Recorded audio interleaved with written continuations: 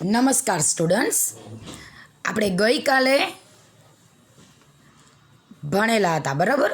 એમાં આપણે જોયું હતું કે તુલસીદાસ અને જે સૂરદાસ છે એ આ યુગમાં એટલે કે મુઘલ સાહિત્ય હતું બરાબર. એ યુગમાં હિન્દી ભાષાના મહાન સાહિત્યકારો થઈ ગયા. કવિ કેશવદાસે પ્રેમ અને વીરના વિષયો પર સાહિત્ય રચ્યું. રહીમના દોહરા આખા દેશના પ્રસિદ્ધ થઈ ગયા. આ સમયે ફારસી ભાષામાં પણ ઘણા બધા અનેક નોંધપાત્ર પુસ્તકો લખાયા. અબ્દુલ ફઝલે આઈને અકબરી, અબ્દુલ ફઝલ કરીને કોઈ વ્યક્તિ હતો મુઘલનો, જેને આઈને અકબરી અને અકબરનામા લખ્યો. ઘણા બધા પુસ્તકો લખાણા, એમાં આ બે લખાણા, આઈને અકબરી અને અકબરનામા. આઈને અકબરીમાં ભારતીય રીત રિવાજો, આપણી સંસ્કૃતિના રિવાજો, શિષ્ટાચારો, ડિસિપ્લિન, ધર્મ દર્શન, બધા ધર્મ વિશે લખેલું હોય, કર્મ, મોક્ષ, બધું, આર્થિક સ્થિતિ અને જીવનના લગભગ તમામ પાસાઓ, બાળપણ હોય, યંગ ઉંમરનું લખેલું હોય, બધા ટાઈપના અલગ અલગ પાસાનું સ્ટોરી વાઇઝ લોકોએ કથન કરેલું હોય. એક ઐતિહાસિક કૃતિ તરીકે આ ગ્રંથ ઘણો જ મૂલ્યવાન છે. આઈને અકબરી ગ્રંથ છે એ બહુ મૂલ્યવાન હતો. અબ્દુલ ફઝલનો ભાઈ હતો ફૈઝી, ફારસી ભાષાનો એક મહાન કવિ હતો. હવે જો ભાઈએ તો કર્યું બરાબર, અબ્દુલ ફઝલે તો કર્યું, પણ એનો જે ભાઈ હતો એ કોણ હતો? તો એક મહાન કવિ હતો. તેણે અનેક સંસ્કૃત ગ્રંથોના ફારસીમાં અનુવાદ કર્યા. એ પ્લસ શું કરતા જતો હતો કે ફારસીમાં શું કરતો હતો? અનુવાદ કરતો હતો સંસ્કૃત. આપણે મોસ્ટલી આપણા ભારતના મોટા મોટા જે ગ્રંથો છે એ સંસ્કૃતમાં લખાયેલા. તો એને વાંચવું હોય કે એમાંથી એને કોઈ ટૉપિક જોવો હોય, એના રિલેટેડ લખવું હોય બરાબર, વિસ્તૃત માહિતી આપવી હોય, તો એને શું કર્યું? તો કે એના ભાઈએ સંસ્કૃતના જે આપણા ગ્રંથો હતા એને કન્વર્ટ કર્યા ફારસીમાં. અકબરે તો મહાભારત, આપણું રામાયણ, અથર્વવેદ, કર્મકાંડવાળું 4 વેદો ભણ્યા આપણે આ ચેપ્ટરમાં, ઋગ્વેદ, સામવેદ, યજુર્વેદ યજ્ઞને લગતો, અને અથર્વવેદ સંસ્કારોનો, કર્મકાંડોનો બરાબર. પછી ભગવદ્ ગીતા આપણી જે એક રામાયણનો ભાગ છે, મહાભારતનો. પછી પંચતંત્ર જેવા ગ્રંથોના અનુવાદ કરવા માટે એક અલગ ખાતાની શું કરી? સ્થાપના. કેમ કે આ બધા ગ્રંથો હતા આપણા, એ બધા તો સંસ્કૃતમાં હતા બરાબર. તો એને ફારસીમાં કેમ કન્વર્ટ કરવા? તો એના માટે એક આખો એને ડિપાર્ટમેન્ટ સ્ટાર્ટ કર્યો. અને એ ડિપાર્ટમેન્ટ શું કરે? તો કે જે એને સંસ્કૃત રિલેટેડ બુક્સ જોતી હોય, ગ્રંથો જોતા હોય, પુસ્તકો જોતી હોય, એ બધું કેમાં કન્વર્ટ કરી દે? ફારસીમાં. નેક્સ્ટ, અકબરના સમયમાં ઇતિહાસના ઘણા ગ્રંથો લખાયા. જ્યારે અકબર હતા બરાબર, રાજ કરતા હતા, ત્યારે ઘણા બધા ગ્રંથો લખાયેલા. કેમ કે રાજા ખુદ પોતે શું હતા? શાસક, ખુદ શોખીન હતા. મધ્યયુગની સૌથી મહત્ત્વની ઘટના ઉર્દુ ભાષા જન્મી. ઉર્દુ ભાષાના જન્મની મધ્યયુગમાં એક નવી ભાષા ઉદ્ભવ થઈ, ઉર્દુ. આ નવી ભાષા સાહિત્યની દ્રષ્ટિએ સૌથી સમૃદ્ધ, હું એમ કહું એટલી નાનકડી કેવી સરસ ભાષા, અને બહુ ઝડપથી સમૃદ્ધ થઈ ગઈ. અને અન્ય આધુનિક ભાષાઓની હરોળમાં એ એટલી સરસ ભાષા હતી કે જે જૂની ભાષા હતી આજે એની નવી આવી છતાં એની લાઇનમાં ઊભી રહી ગઈ એવી. આ ભાષામાં વલી, મીરદર્દ, મીર તકી મીર, નઝીર અકબરાબાદી, અસદુલ્લા ખાન, ગાલિબ જેવા મહાન કવિઓ થયા. આ ભાષામાં ઉર્દુમાં ઘણા બધા કવિઓ ઘણા બધા કવિઓ થઈ ગયા. આ ઉર્દુ ભાષાના મહાન કવિઓ છે. 18મી સદીમાં ઉર્દુ ગદ્યનો વિકાસ થયો. તમારે ગુજરાતીમાં આવે છે ને પદ્ય અને ગદ્ય, તો કે ઉર્દુ ભાષામાં ધીમે ધીમે ગદ્ય લખાવા માંડ્યા.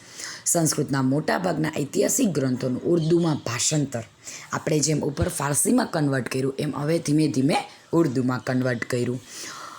તદુપરાંત ઉર્દુમાં અનેક મૌલિક ગદ્ય ગ્રંથો પણ, એટલે આપણને જોવા ગમે, વાંચવા ગમે એવા, મનને મોહી લે એવા ગ્રંથો તૈયાર થયા. જેમાં મોહમ્મદ હુસૈન આઝાદનો દરબારે અકબરી મહત્ત્વનો ગ્રંથ છે બરાબર. નેક્સ્ટ આજે શીખડાવું છું તમને વારાણસી. બરાબર.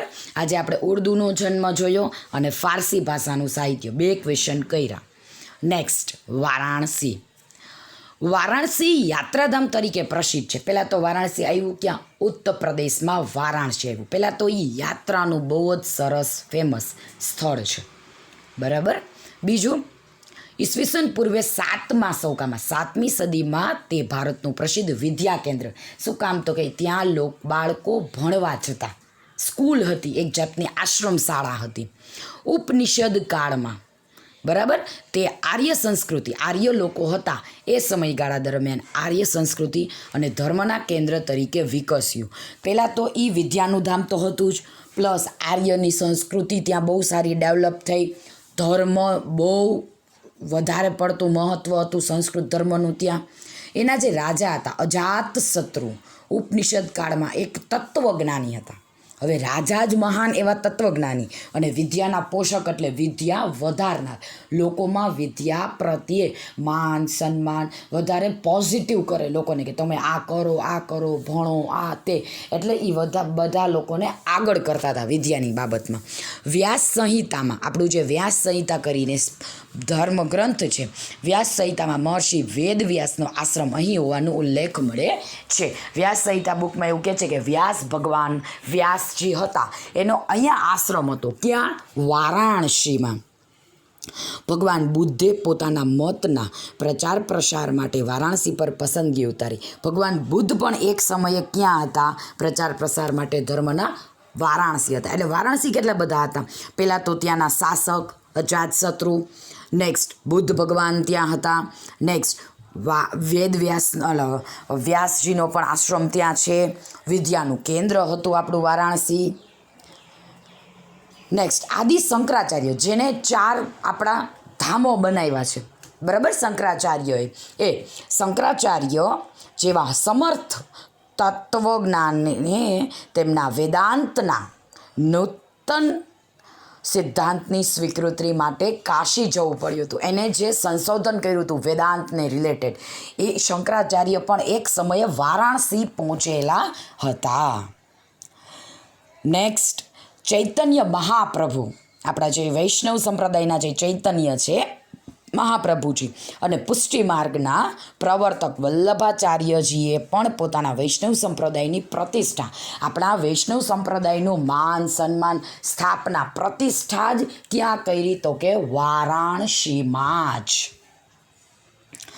પંજાબના વિદ્વાન કુટુંબોએ સ્થળાંતર કરવું પડ્યું ત્યારે તેઓ મુખ્યત્વે કાશી અને થોડા પ્રમાણમાં કાશ્મીર જઈને વસ્યા હતા. વિદ્વાન કુટુંબો હતા એ ક્યાં ગયા? તો કે થોડા ઘણા બહુ સારા હતા પંજાબના લોકો. એ સારામાં સારા લોકો, કેમ કે ત્યાં વિદ્યાનું કેન્દ્ર હતું, ધર્મ એટલો હતો, સારા વ્યક્તિઓ, મહાન વ્યક્તિઓની ત્યાં સ્થાપના થયેલી હતી, બરાબર. એને એના પોતાના ધર્મ રિલેટેડ સ્થાપના કરી. તો આપણે જે સારી વસ્તુ હોય ત્યાં જઈએ. તો વિદ્વાન પંજાબના લોકો કાશી ગયા અને અમુક લોકો ગયા કાશ્મીર. પછી ત્યારે તેઓ મુખ્યત્વે કાશી અને થોડા પ્રમાણમાં કાશ્મીર જઈને વસ્યા. અન્ય રાજાના રાજકુમારો પણ ઉચ્ચ શિક્ષણ માટે અહીં આવતા, કેમ કે પહેલી જ લાઈનમાં આપણને કીધું કે એ વિદ્યાનું કેન્દ્ર હતું. તો ઓબ્વિયસલી છે રાજાના બાળકો ત્યારે ક્યાં જતા? તો આશ્રમ શાળામાં જ ભણતા હતા. તો એ લોકો ત્યાં ગયેલા હતા. સમ્રાટ જે અશોક છે, બરાબર, આપણું સમ્રાટ અશોક, એને શું કર્યું? તો કે એના આશ્રયથી વારાણસીનો સારનાથ મઠ પ્રસિદ્ધ વિદ્યાધામ બન્યો. એને પુશઅપ કર્યું થોડું ઘણું વિદ્યાનું કેન્દ્ર બનાવવામાં અને હેલ્પ કરી, કેમ કે ત્યાંના અજાતશત્રુ જે રાજા હતા એ જ વિદ્યાના પોષક હતા. અને આ જે મઠ હતો સારનાથનો એ એક સમયે શું બની ગયો? તો કે આપણું વિદ્યાનું કેન્દ્ર. આપણને ક્વેશ્ચનમાં આપ્યું છે, ટૂંક નોંધ લખો, પ્રસિદ્ધ વિદ્યાધામ વારાણસી. બરાબર સ્ટુડન્ટ્સ, આજના હોમવર્કમાં એ રહેશે. નમસ્કાર.